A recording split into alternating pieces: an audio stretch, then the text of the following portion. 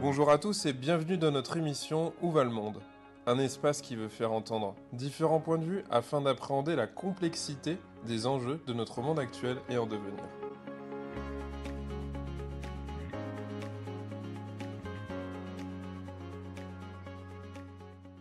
Jean-Claude Guillemot, bonjour. Bonjour. Alors émission aujourd'hui Où va le monde à Marseille. On va parler des virus qui auraient finalement tous une histoire. Pour commencer, je vais vous laisser vous présenter à nos auditeurs. Eh bien, je suis professeur d'université. J'ai un parcours, une formation universitaire de biologiste. J'ai travaillé au niveau de ma thèse et ensuite autour des questions sur l'immunité innée. Et je travaille depuis 2002 sur les virus émergents. Ce terme même de virus émergent pouvant être questionné par rapport à qu'est-ce que l'émergence.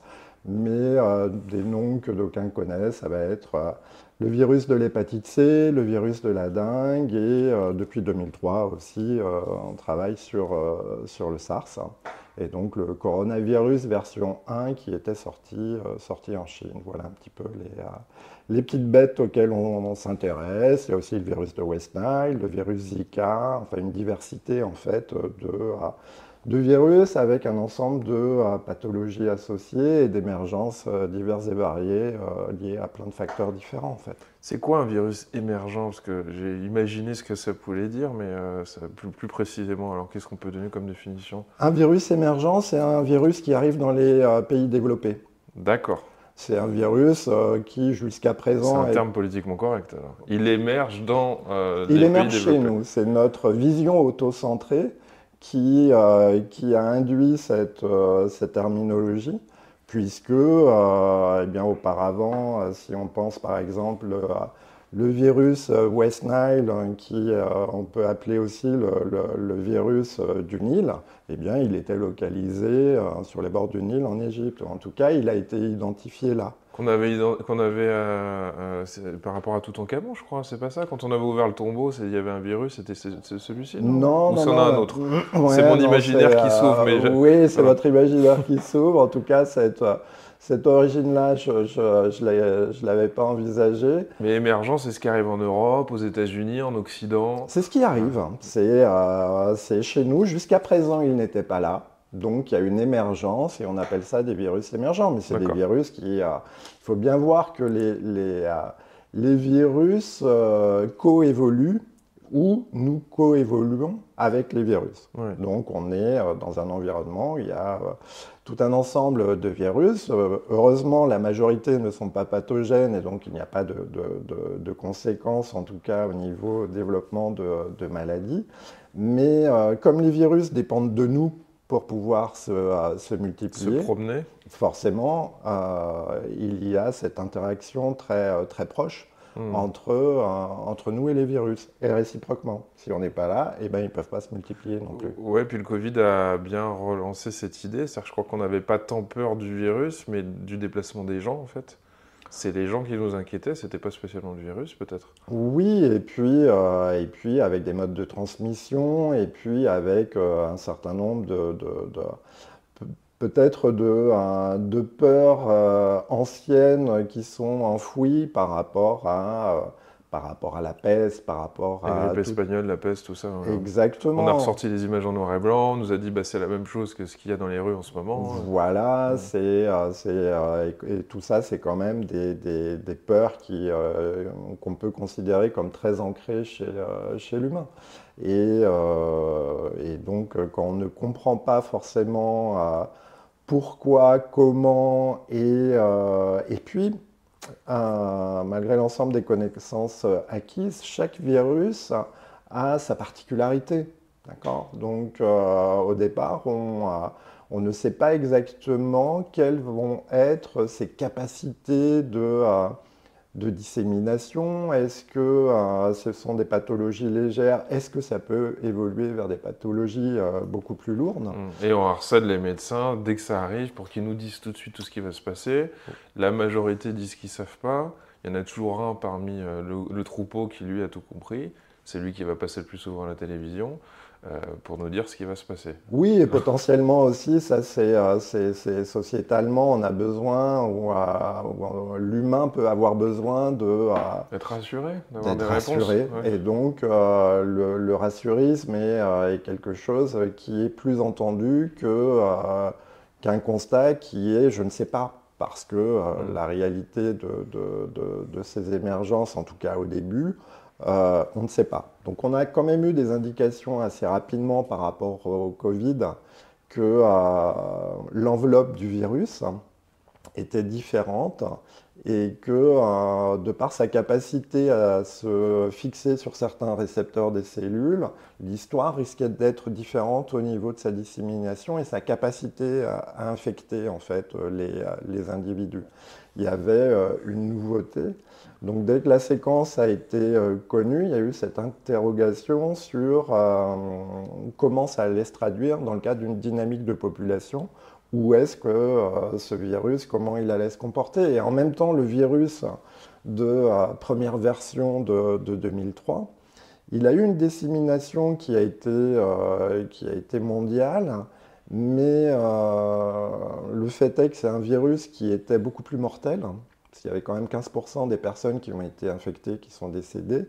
Donc il a été possible de suivre la chaîne de transmission. Ouais.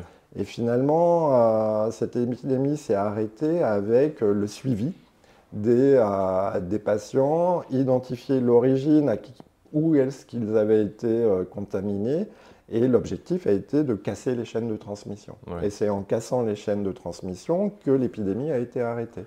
Il n'y avait pas de médicaments, il n'y avait pas de moyens de bloquer la multiplication du virus, qui reste le premier objectif quand même par rapport à ces virus. Est-ce qu'il est vrai, ça va être un peu simple ce que je vais vous demander, on ne pourra pas y répondre aussi facilement, mais qu'avec le temps, chaque virus devient de moins en moins impactant, en fait, parce que vous parliez des 15%, quand on entend qu'on va vivre avec le Covid et c'est comme ça, on entend ça dans les médias, est-ce que ça veut dire que ça sera de moins en moins létal et de plus en plus anecdotique? Ou est-ce que certains virus peuvent rester avec un impact tout aussi important pendant plusieurs années ou décennies? Je vais prendre deux exemples. Le premier, c'est le virus VIH, Ouais. où le VIH est resté impactant. Et il n'a pas, C'est les traitements qui peuvent modifier les voilà, choses, mais le virus est tout aussi impactant il qu'au est tout début. aussi D'accord. impactant qu'au début. Donc, et l'autre exemple, c'est le virus de l'hépatite C. Et ces deux virus, en fait, ont pu être contrôlés de façon différente, mais pour le VIH, eh bien, on a bien vu qu'il y a quand même une nette amélioration, et heureusement, par rapport à cette épidémie. Donc, il reste important de contrôler la transmission, et il y a un arsenal thérapeutique qui permet de diminuer la charge virale, la Mm. quantité de virus, qui fait que le système immunitaire des patients n'est plus détruit. Mm. Donc, ils ont une qualité de vie globalement correcte, qui peut être plus ou moins confortable. Hein. C'est jamais évident d'avoir un traitement à vie, mais il a été possible d'en limiter l'impact par rapport au désastre que ça a été lorsqu'il a émergé. Pour le virus de l'hépatite C, eh bien, dans ce cas-là, c'est aussi un traitement qui a permis dans ce cas-là, le virus est complètement éliminé chez les patients. Donc il est Mm. possible de guérir et d'avoir une élimination totale du virus. Et dans les deux cas, qu'est-ce qui se passe pour des raisons qui sont relativement bien décrites? C'est qu'il y a un échappement du système immunitaire. Donc notre système immunitaire chez l'humain n'est globalement pas en capacité de lutter contre ces virus pour différentes raisons. D'où l'importance de la molécule chimique et de l'antiviral qui va diminuer la quantité de virus dans les deux cas, l'éliminer pour le virus de l'hépatite C et le diminuer suffisamment pour qu'il devienne non pathologique pour le VIH chez les patients qui sont séropositifs. Mm. Alors, vous en parliez, vous avez énoncé le VIH, et il y a quelque chose aussi d'intéressant, je trouve, dans la question des virus, c'est comment on a constitué l'histoire, comment on l'a déconstruit. Notamment pour le sida, on a tout un florilège d'histoires qui ont été racontées sur son apparition. je ne sais pas quel crédit on peut donner à ces histoires que l'on raconte. Moi, je repense au Covid, il y a l'histoire du pangolin, il y a la Chine. Je ne sais pas d'ailleurs s'il y a une histoire officielle et puis une histoire qui est acceptée par l'ensemble de la communauté scientifique, j'imagine que non. Je ne sais pas où on en est d'ailleurs. Le démarrage avec les athlètes des JO, la procession religieuse dans l'Est de la France. Quand est-ce que ça a commencé? D'où ça a démarré? D'où ça vient? Est-ce que ça c'est important en fait pour pouvoir endiguer un virus, de connaître son histoire? J'imagine que oui en fait. Bah, une première évidence, c'est que c'est important de comprendre pour ne pas reproduire, puisque il y a quand même un risque non négligeable. Donc, savoir d'où vient ce virus et d'autres, c'est aussi mettre en place potentiellement des mesures qui puissent permettre d'éviter la reproduction de ces situations. Ensuite, eh bien, soit il y a une origine à partir d'animaux sauvages et de transmission autour de ce fameux marché. La proximité du marché avec un laboratoire P4 fait qu'il y a un certain nombre de questionnements aussi par rapport à l'origine potentiellement d'une modification de ce virus dans un laboratoire. Actuellement, il n'y a pas de consensus sur l'origine de ce virus. Vous pensez qu'il y en aura un jour? Il y a eu à nouveau une demande de l'OMS de façon à ce que la Chine permette d'avoir une nouvelle délégation de venir pour essayer, avec comme objectif de répondre à cette question. À partir du moment où, peut-être pas lié uniquement au Covid, peut-être que lié au Covid, même ça la réponse elle n'est pas connue. Il y a quand même eu des bases de données de ce laboratoire P4 qui ont été éliminées, des données informatiques, donc soit il y a eu... Pas toujours fiable l'informatique. Hein. Voilà, soit il y a eu une panique par rapport à un certain nombre de travaux. Donc Ouais. voilà, là-dessus on peut discuter des heures, des jours, des semaines. La seule réponse c'est on ne sait pas. Mais Parce qu'il y a une dimension politique, mais qui ne permettrait pas forcément aux scientifiques de pouvoir aller au bout de leur raisonnement pour pouvoir aider la santé publique. Quoi. bah, il faut avoir retracer l'historique, c'est pardon, les différentes étapes Ouais. qui doivent permettre d'identifier effectivement, comme ça a été un petit peu le cas avec le VIH, avec le patient zéro, avec l'origine géographique et savoir comment tout ça vient. Et puis je me dis que il y a une intrication quand même très forte entre la question politique et ces enjeux de santé publique, puisque notamment les politiques ont pu parler de la question de la migration des populations, des aéroports qui continuent à accueillir les Chinois en masse, alors qu'à d'autres endroits on fermé les frontières. Donc je me dis qu'on peut venir rapidement venir chatouiller le scientifique pour qu'il se mette à se positionner pour faire plaisir à l'échiquier politique, ce qui peut être un peu dérangeant aussi, parce que c'est pas forcément la volonté de savoir si on ferme ou pas les frontières, ou parler de déplacement de virus à travers des êtres humains, et puis voilà quoi. Oui, ben, il n'y a pas que l'humain. Je peux prendre un autre exemple qui est le virus que j'ai mentionné tout à l'heure, le virus West Nile. Lui, c'est un virus qui se transmet aussi par un hôte intermédiaire que sont les oiseaux.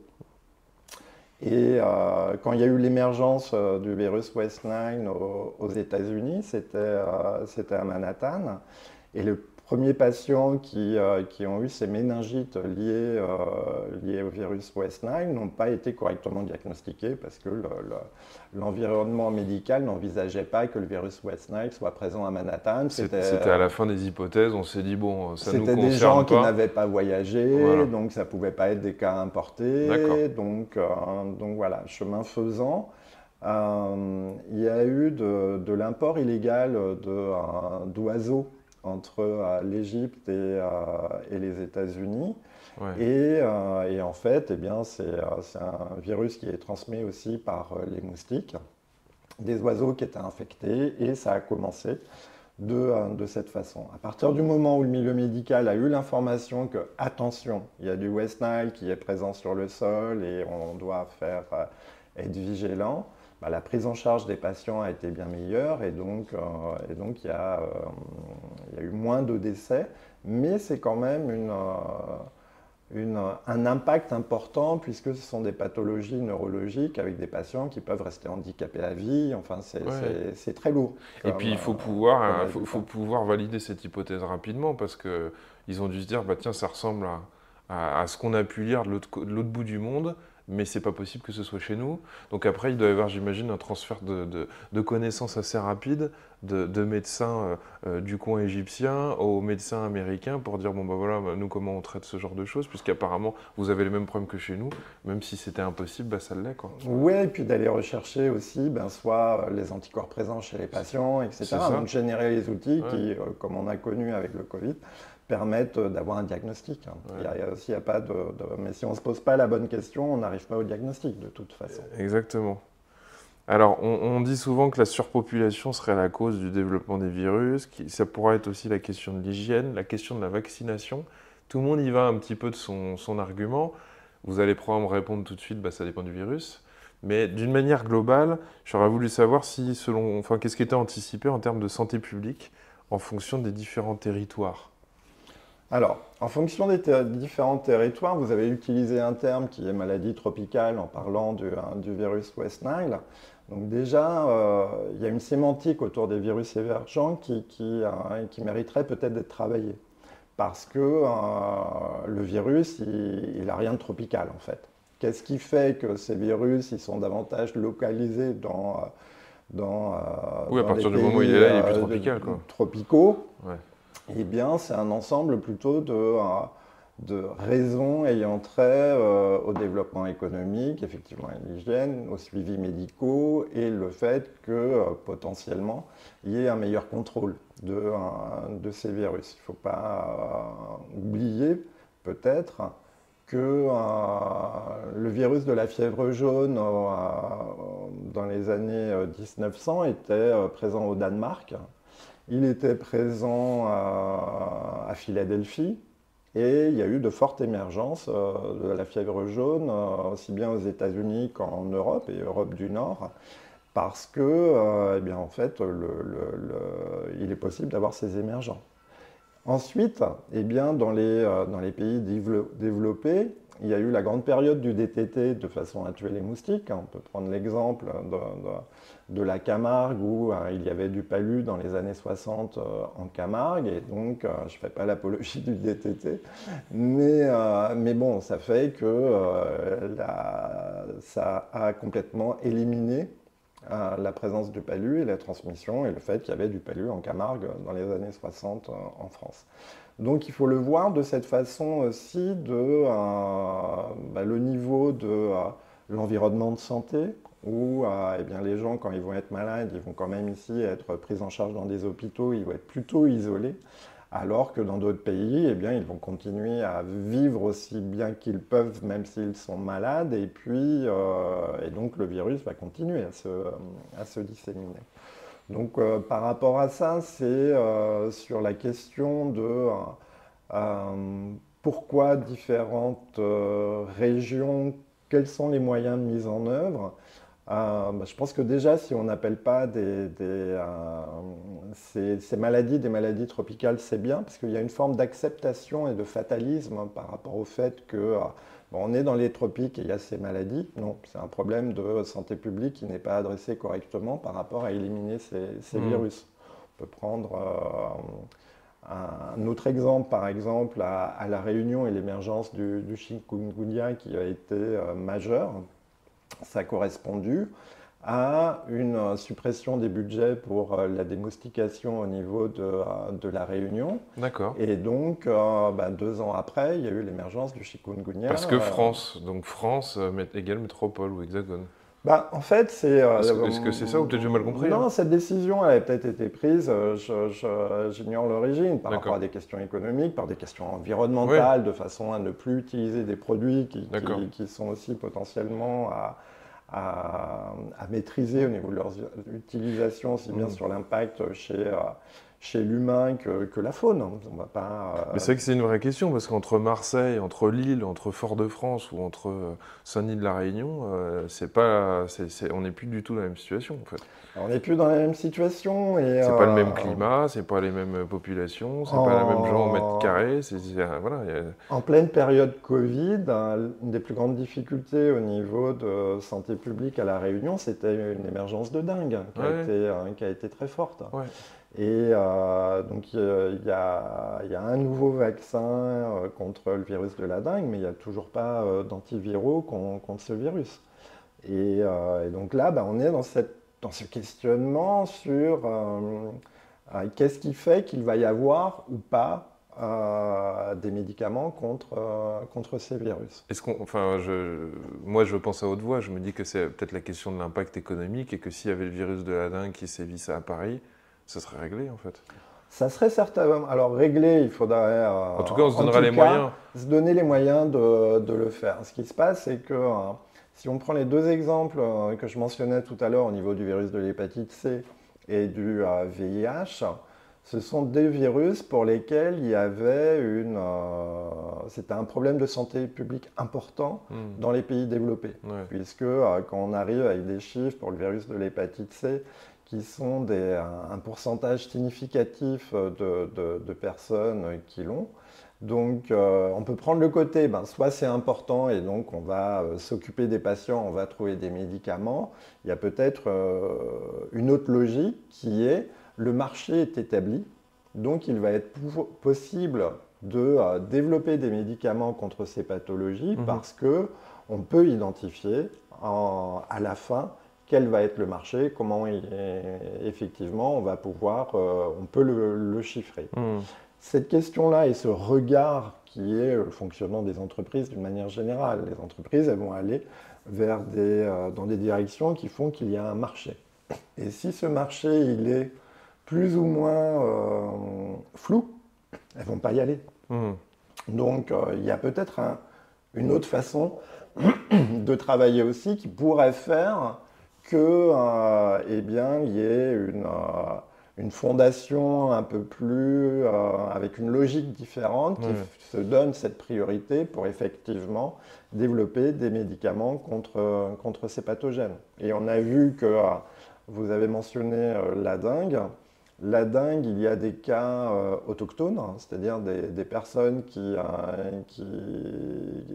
sont infectées et qui ont, par le virus de la dengue, qui ne sont pas allés à l'étranger. Et il y a eu un cas récemment en Île-de-France. D'accord. Et il y a des cas, alors c'est un faible nombre de cas, mais à partir du moment où les vecteurs, c'est-à-dire les moustiques et les sous-familles de moustiques sont présents sur quasiment tout l'ensemble du territoire et on a pu cartographier effectivement la remontée vers le nord de ces moustiques. La question n'est pas si il va y avoir une émergence de la dengue en Europe, mais quand. Mais par rapport à ça, on préfère regarder dans une autre direction que de se dire, voilà, on va avoir un problème de santé publique majeur, il faut vraiment répondre à cette question. Par rapport à mon activité précédemment, je veux dire avant la période Covid, quand j'expliquais qu'on travaillait sur les virus émergents, quelques slides sur l'impact économique, parce que l'impact économique, par exemple, de la dengue dans les pays en voie de développement, c'est chiffré, il est majeur. Et on me regardait de façon un peu incrédule finalement, parce que qu'est-ce qu'ils nous racontent à nous faire peur avec ces virus, peut-être un peu pessimiste un peu. Nous, on est super clean, on est super fort, et c'est des maladies tropicales, donc on les laisse à distance. Et on n'est pas concerné par ces maladies tropicales. On comprend d'autant plus ce que vous dites sur le mot tropical. Et alors qu'il faut oublier ce terme, ce sont des pathologies qui sont présentes par rapport auxquelles il faut qu'on ait le bon arsenal thérapeutique. Alors c'est vrai que chaque virus est différent. Donc là, les objectifs au niveau de la recherche, c'est d'avoir des approches thérapeutiques panvirales qui vont concerner plusieurs virus de façon à avoir un médicament ou quelques médicaments qui puissent être utilisés par rapport à plusieurs virus. On peut comprendre que avoir un médicament, vu le coût de développement de médicaments, ça puisse être compliqué, mais on n'a pas d'autre alternative. Par contre, et on voit très bien en période post-Covid, qu'on a déjà oublié ce qu'il fallait faire. Justement, je vais vous prendre une phrase que vous m'avez dite il y a quelques minutes. L'important, c'est de comprendre pour ne pas reproduire. Alors j'ai trouvé ça merveilleux. Et puis je me suis dit, mais en fait, dans la théorie, tout va bien, comme on dit. Parce que je repense à tous ceux qui se sont conjurés devant Dieu qu'ils allaient tout changer en passant à la télévision en plein Covid. Je pense il me semble qu'on apprend à oublier en fait tout ça, c'est derrière nous, quoi. L'humain a une forte capacité ou un fort besoin, je ne sais pas, mais en tout cas, on peut vraiment là le mettre en exergue, une forte capacité d'oubli. Oui, parce que vous parlez finalement aussi non pas du bon sens, mais de comment on va accepter ce bon sens. C'est la question du déni. Comme c'est une question qui est relative aussi à ce qu'on va entendre dans l'écologie, quoi. C'est-à-dire, il n'y a pas de problème, et puis quand ça commence à brûler, on se dit, bon, il y a un problème. Ce qui est toujours agaçant pour celui qui a vu le départ de feu. Mais moi, c'est très. On ne se déplace pas pour rien, on ne se met pas en route pour rien. Le préventif, la prophylaxie, tout ça, c'est chiant parce que c'est pas certain non plus. Oui, mais si on ne regarde pas précisément, on ne peut pas agir de façon pertinente. Et puis c'est votre boulot en fait. Vous n'êtes pas là d'une certaine manière quand la forêt a fini de brûler. Vous êtes là pour faire en sorte qu'il n'y ait pas de feu. Donc je me dis qu'il y a quelque chose de peut-être antinomique par rapport comment dire, au fonctionnement qui n'avance pas de l'être humain, qui est de toujours attendre malheureusement qu'il y ait un souci, quoi.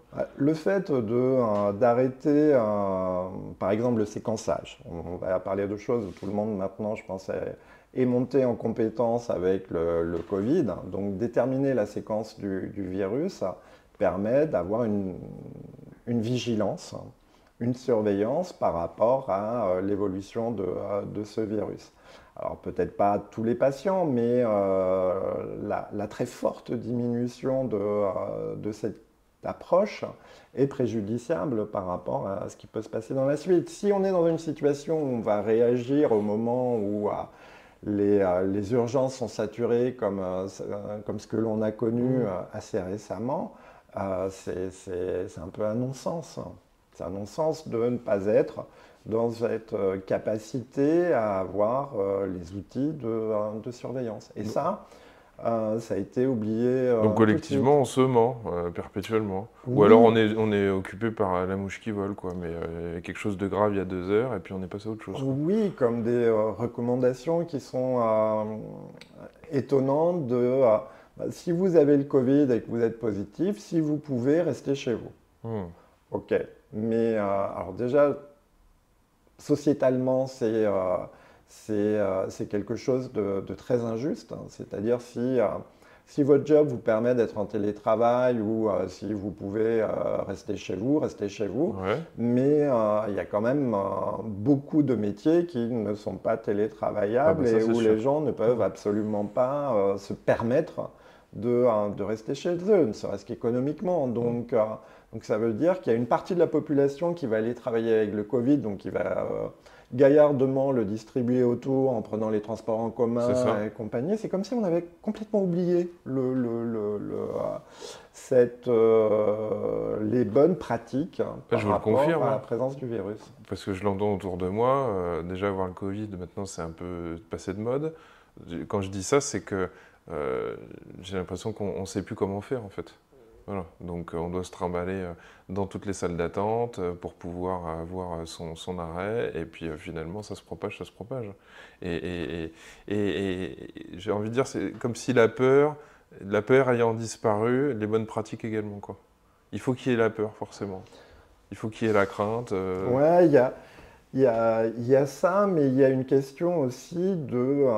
Comme une médiatisation, c'est plus à la mode. De culture, à savoir que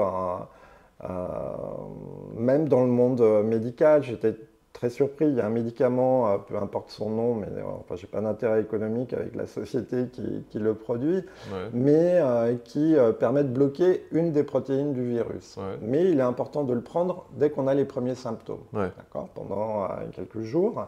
Et donc, ça s'appelle une approche prophylactique, c'est-à-dire qu'il faut avoir le médicament. Si on a le Covid, on le prend. Ça va diminuer la quantité de virus, donc il va y avoir moins de symptômes et les pathologies vont être plus légères. Ça fonctionne globalement pas trop mal. Et à partir de ce constat, en fait, les médecins ne le prescrivent pas. D'accord. Et Vous avez une explication alors justement? Parce qu'il des Mauvaise réponses qui a pub, été apportées par certains, c'était ouais. je connais pas ce médicament, mais après Les patients aussi sont peut-être déçus de se dire ah bah ça va pas me guérir donc quel est l'intérêt? Ouais, d'un seul coup je trouve ça intéressant parce qu'on a c'est une pas solution mais on l'oublie. il y a d'abord un regard statistique, c'est que D'accord. ce médicament, la prescription aux États-Unis, elle est importante, Mhm. elle est très faible en France et assez moyenne en Europe. D'accord. Donc c'est une question d'approche globale au niveau du système de santé, des recommandations qui sont faites et de comment il est possible de lutter collectivement par rapport à la dissémination du virus. Donc j'ai Donc pas, échec commercial d'un produit qui pourrait aider du monde, mais voilà, il n'y a pas l'investissement affectif, on n'y croit pas, on oublie. ouais, je vois plus comme un échec sanitaire qu'un échec commercial en fait. La première chose, c'est qu'il y a une possibilité de protéger un certain nombre de Ouais. patients et que cet outil n'est pas utilisé. Hmm. Donc, je n'ai pas toutes les réponses Ouais. parce que j'ai une vision très, très parcellaire de personnes auxquelles j'ai conseillé pour des questions d'âge ou de pathologie Hmm. associées de se le faire prescrire et leur médecin leur a dit non. Non, parce que je ne connais pas le médicament, quelque Hmm. part, enfin voilà, parce qu'une approche prophylactique n'est pas quelque chose qui est très développé et que Hmm. donc prendre un médicament au début d'une pathologie, Ouais. c'est peut-être que c'est au niveau de la formation où le médecin il va soigner des symptômes, il va Ouais. être dans cette approche un petit peu l'étape d'après. Hmm. L'étape d'avant, j'ai l'impression qu'il y a une zone grise en fait par rapport à la façon dont c'est adressé. Hmm. D'accord. J'ai une question un peu plus globale, qui peut être un peu catastrophiste hein, finalement, ça va dépendre de vous. Vous avez la sensation que le pays est quand même assez prêt pour les prochains enjeux en fait? Les prochains virus, les prochaines pandémies Non, il reste beaucoup de travail par rapport à une vraie volonté, vraie coordination de pouvoir adresser ces questions. Prendre, dans le pays, vous voulez dire? oui, Ouais. oui, oui, qui est euh, ARS, hôpitaux, médecins de ville, alors il y a ce côté-là, scientifiques, les bien labos, évidemment. tout le monde là. Il y a, moi j'étais très surpris de me rendre compte parce que dans le cadre de stage de certains de mes élèves, en 2019, c'est une élève stagiaire qui a mis en place le labo de séquençage dans un grand hôpital en France. D'accord. Et donc un stage super intéressant, mais j'étais un peu surpris que en fait l'approche de séquençage opérationnel l'a été au mois d'août 2019. Ça faisait un moment quand même qu'on Hmm. savait que le virus était là, on était post-confinement, ça veut dire que dans cette zone géographique, il n'y avait pas Hmm. de séquençage à grande échelle qui était fait, il n'était pas prêt. D'accord. Et ensuite, à partir du moment où on fait ce constat, ça veut dire qu'il y a une méconnaissance au niveau des bonnes pratiques et qu'il n'y a pas cette veille réalisée à grande échelle. Alors peut-être pas dans tous les hôpitaux, mais on pourrait peut-être avoir quelques hôpitaux un peu phares répartis géographiquement, mais aussi bien évidemment on a parlé de la Réunion, mais ça pourrait être Guadeloupe, ça pourrait être Polynésie pour savoir exactement qu'est-ce qui circule et avoir un travail beaucoup plus systématique qui, oui, demande des moyens peut-être, mais à un moment, c'est aussi, il faut regarder les chiffres, quoi. Il faut regarder les chiffres par rapport à ces zones géographiques, déjà l'impact au niveau des personnes qui y habitent, qui est très important. Parce que quelqu'un qui a le virus de la dengue, qu'est-ce qu'on lui dit? Prends du Doliprane et restez chez vous. Il n'y a pas d'autres propositions. Alors qu'il peut y avoir des conséquences médicales fortes, mais à partir du moment où il n'y a plus de tourisme, économiquement, c'est quand même des territoires qui vont être aussi en difficulté par rapport au fait que ça va peut-être être encore plus compliqué et éventuellement, les gens vont se poser la question d'y aller. On peut se poser la question aussi d'une épidémie de dengue en plein été en France. On entend toujours que l'impact touristique est économiquement important. C'est ça qu'il faut mettre dans la balance. Oui. Par rapport aux chiffres, par rapport aux moyens à développer, c'est quelles vont être les conséquences de ne pas travailler sur ces questions. Donc, mais alors, on a parlé du côté santé publique, mais on peut aussi parler du côté information d'une manière générale et l'absence de culture scientifique dans l'ensemble des équipes, des différentes rédactions, que ce soit télé et ou presse écrite ou web. Enfin, on est dans quelque chose de très homogène.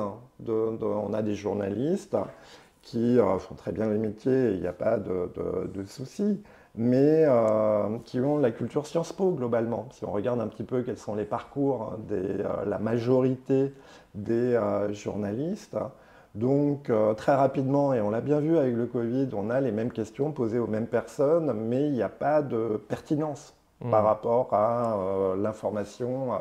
Oui, puis si la question n'est pas la raisonnée. bonne, si la question n'est pas la bonne, en fait, la réponse, on s'en fiche, quoi. Oui, sauf que... Même si on l'entend toute la journée, la réponse, en fait. Ça la rend pas plus pertinente, quoi. Ouais, mais ces questions, cette prééminence de l'actualité politique peut être questionnable aussi par rapport à d'autres enjeux sociétaux.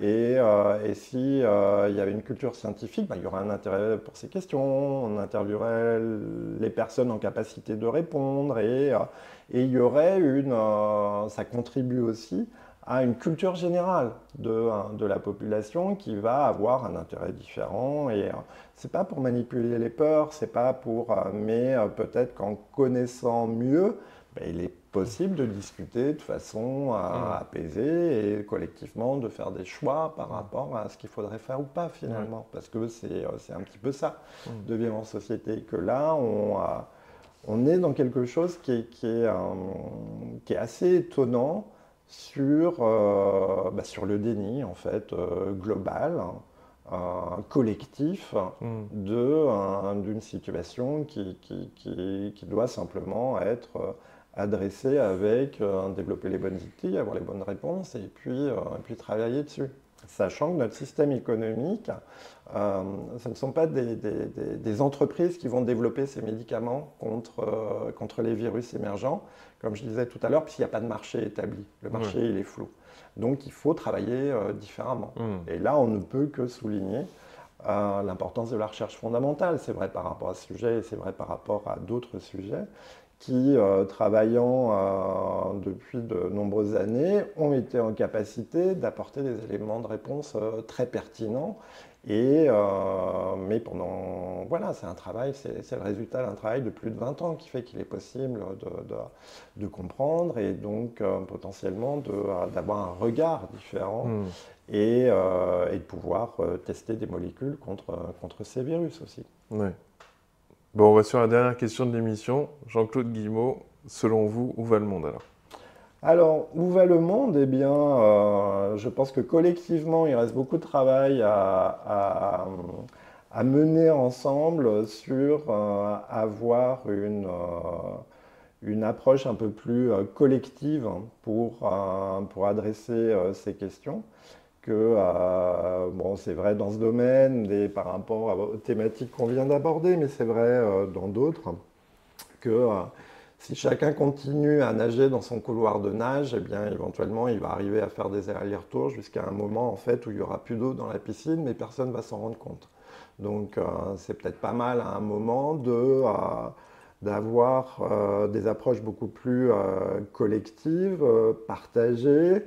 Mais bon, tout ça, il faut aussi arriver à avoir un niveau d'éducation qui permette de réfléchir, de discuter, de comprendre. Et je ne cacherai pas que si on regarde simplement en France les modifications qu'il y a eu sur la réforme du bac, je les trouve très préoccupantes, puisque c'est un affaiblissement majeur de l'enseignement scientifique, hein, comme si déjà on voulait tous les amener vers Sciences Po en bac et qu'on oublie que les maths, la physique, la biologie, eh bien, ça permet aussi d'avoir des métiers tout à fait intéressants. Donc, je parlais tout à l'heure de la science-poisation de notre information. Je crains qu'il n'y ait, que ce soit encore pire avec, en envisageant dès le lycée ce type d'approche en fait.